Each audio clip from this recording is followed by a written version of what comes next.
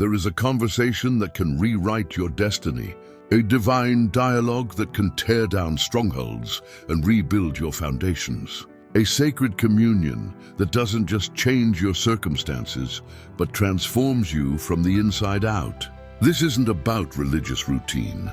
This is about accessing power that raises the dead and calls things that are not as though they were. If you're ready to move from powerless petitions to kingdom-shifting intercession, hit that like button and subscribe with a notification bell, because heaven has something to say to you today. But you need to understand something crucial. Effective prayer requires speaking God's language. And God's primary language isn't English, isn't Spanish, isn't Greek or Hebrew.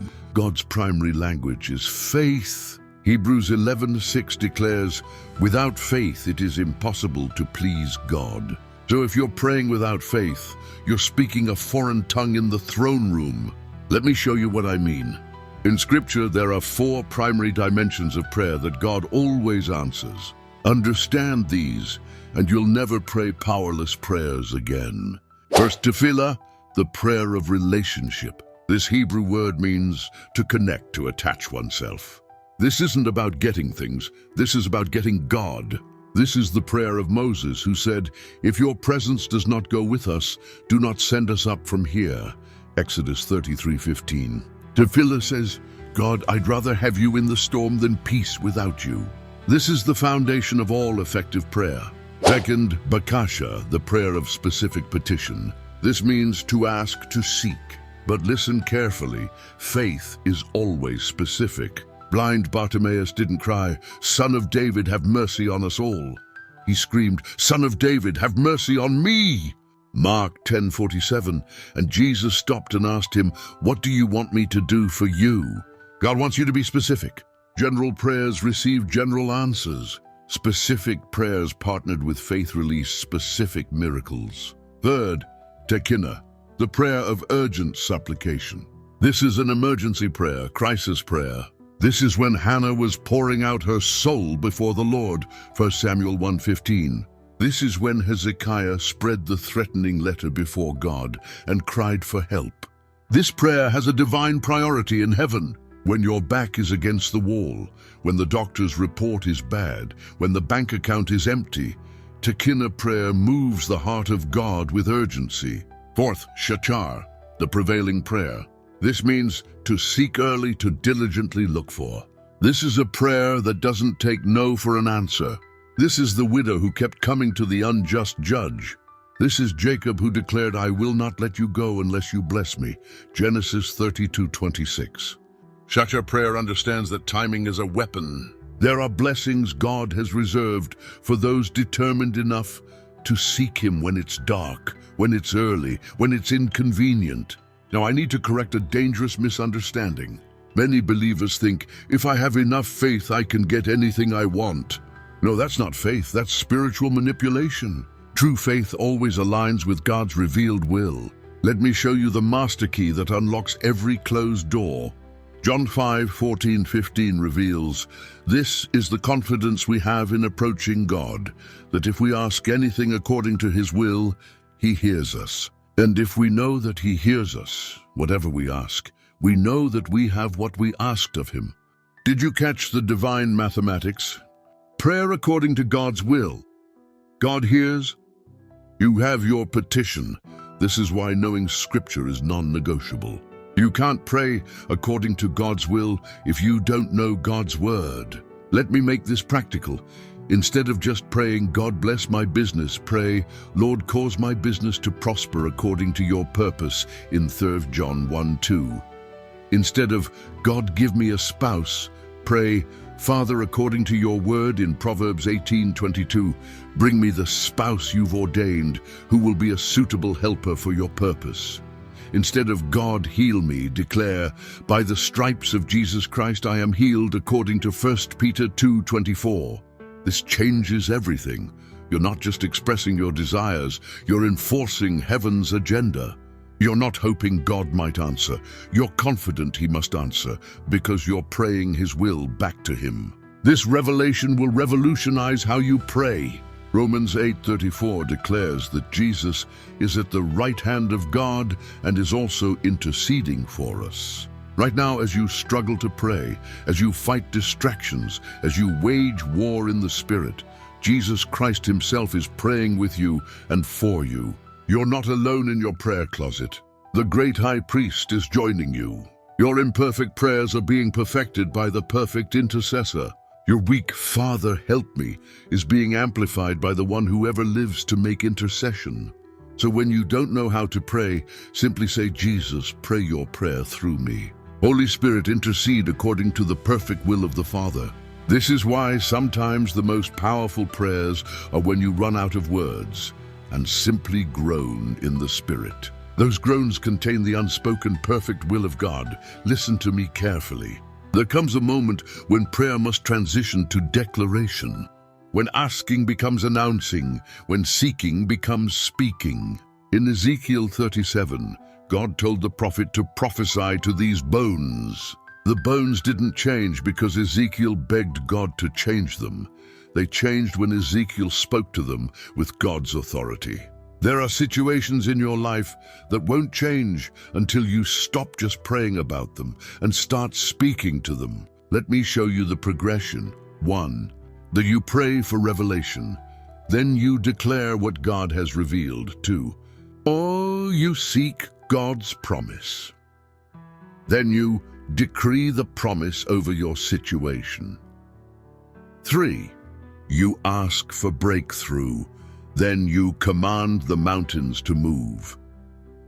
This is what Jesus meant when he said, "Whoever says to this mountain, 'Be removed and be cast into the sea,' and does not doubt in his heart, but believes that those things he says will be done, he will have whatever he says." Mark 11:23.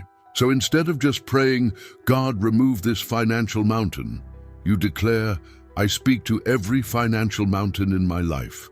Be removed and be cast into the sea in Jesus' name. I declare that I am the head and not the tail. I lend and do not borrow, according to Deuteronomy 28. Oh, do I feel in my spirit that someone is about to enter the prayer dimension, where your words become God's weapons, where your petitions become divine decrees, where your amen activates heaven's "I will." The veil is being torn from your spiritual eyes today to see prayer not as a religious exercise, but as a throne room conference. But there's one final key, the mystery of persevering prayer. Why does God sometimes delay answers? Because he's developing in you what I call the Moses anointing, the capacity to stay on the mountain until you come down shining. The glory isn't in the quick answer, it's in the prolonged presence. Understand this, and you'll never give up on a prayer again. There are 3 realms of persistent prayer. First, the testing realm, where God proves your character. Like Abraham waiting for Isaac, will you trust his promise when nature says it's impossible? Second, the timing realm, where heaven synchronizes natural circumstances. Like Joseph in prison, God was positioning him strategically while he prayed for deliverance. Third, the warfare realm, where spiritual forces resist your breakthrough. Like Daniel praying for 21 days, the answer was dispatched but hindered until reinforcement came.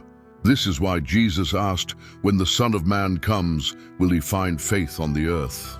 Luke 18:8. He's not looking for perfect prayer, he's looking for persistent faith. Your endurance in prayer tells heaven more about your heart than your eloquence ever could.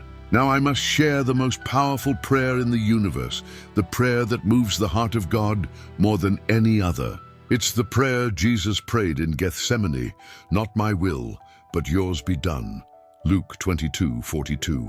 This is the prayer of relinquishment, the surrender that releases supernatural power.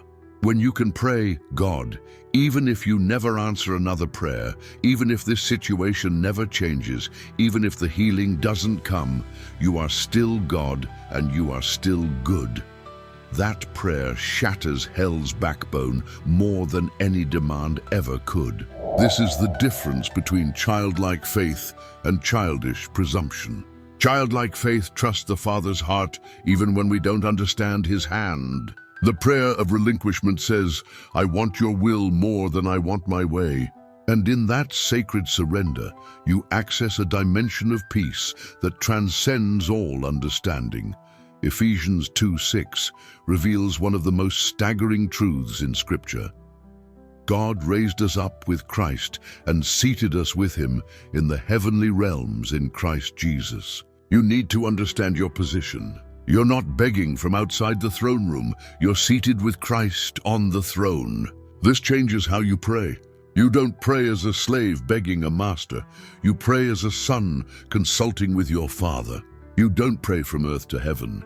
You pray from heaven's perspective over earth's circumstances. Let this revelation sink deep into your spirit. When you pray, you're exercising your legal authority as a seated ruler with Christ. You're enforcing what Jesus already accomplished. You're not trying to get victory. You're proclaiming the victory already won. So stop praying, God, please do something, and start declaring, in the name of Jesus, I command this situation to align with heaven's decree. There's a principle in Scripture I call the sacred echo, praying the same prayer until you see the manifestation. Jesus taught this in Luke 18 with the persistent widow. He didn't condemn her repetition. He commended her persistence.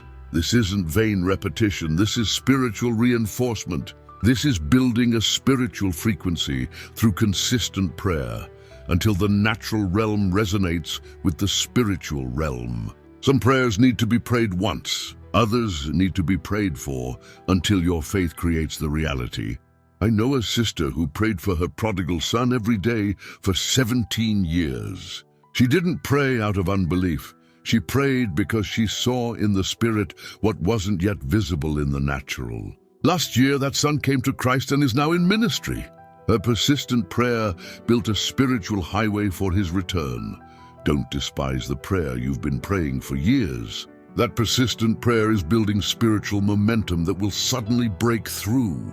Now let me expand your vision beyond your personal needs. God is raising up intercessors who will pray for nations, who will stand in the gap for cities, who will birth revival through spiritual labor.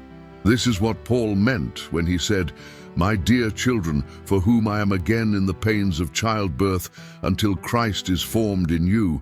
Galatians 4:19. There is an intercessory dimension where you feel the birth pangs of spiritual transformation. When you pray beyond your personal needs, you access greater authority in all your prayers. Jesus declared, My house will be called a house of prayer. Matthew 21:13. But you are now the temple of the Holy Spirit, so you are called to become a walking house of prayer. Your life should be characterized by continuous communion with God. This isn't about spending all day on your knees. It's about developing a prayer-saturated life where every moment becomes an opportunity for communion, where your work becomes worship, where your conversations become intercession, where your very breath becomes praise. I'm inviting you today to join the company of those who have decided prayer will be my first response, not my last resort. Prayer will be my strategic planning session, not my crisis hotline.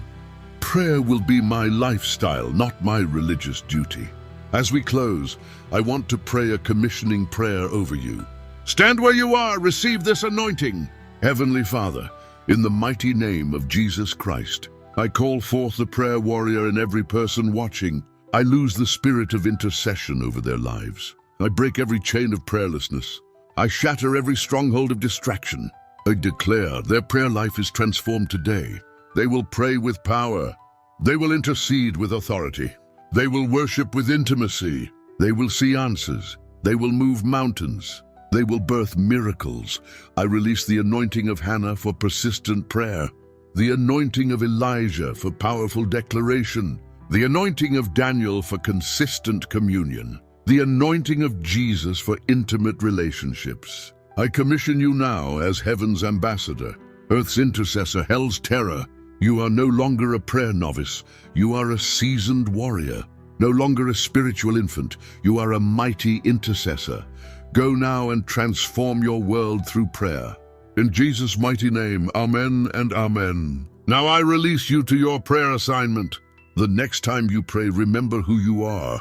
Go pray with confidence, go pray with power. The world has seen enough of weak Christianity. It's time to demonstrate the power of effective prayer.